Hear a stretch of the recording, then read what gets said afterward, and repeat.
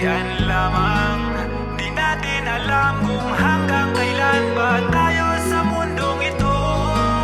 Lahat ng yaman at mga bagay at kung anong meron ka, isipin palagi na ang lahat ng yan ay pansamantala. Karangyaan, kayamanan, kasiyahan, kasikatan, mamahaling sasakyan, kalupa at ari-arian, malalaking tirahan, puno ng kaginhawaan. Ito'y uri ng mga taong pinalad ng kapalaran. Lungkot at kahirapan, kahihiyan, kakulangan, pagod titiisin kahit sikmuray kumakalam. May mga nanlilimos at iba'y walang tahanan. Sila rin ang mga taong minalas ng kapalaran. Ngunit sa mata ng Diyos, tayo'y pantay-pantay lamang. Mahirap o mayaman, iisang paroroonan. Walang mang kasiguruhan sa iyong kahantungan. Tanggapin katotohanan, harapin ang kamatayan. Dahil sa mundong ibabaw na ginagalawan, ang buhay nating tao ay mayroong hangganan. Walang sinong may alam sa panahon at oras man.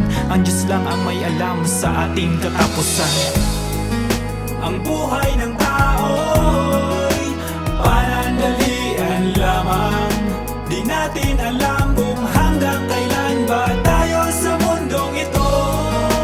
Lahat ng yaman at mga bagay at kung anong meron ka, isipin palagi na ang lahat ng yan ay pansamantala. Kung karaniwang tao, saan ka ba tutungo? Siguro'y alam mo na at iyong napagtanto. Ang lahat iiwan mo at lilisanin ang mundo.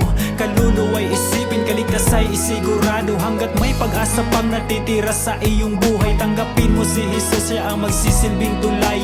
Tiwala'y ibalik, buong puso ay ialay. Sa mundo mong nilakbay, siya nagbibigay gabay. Ang buhay ng tao'y panandalian lamang. Di natin alam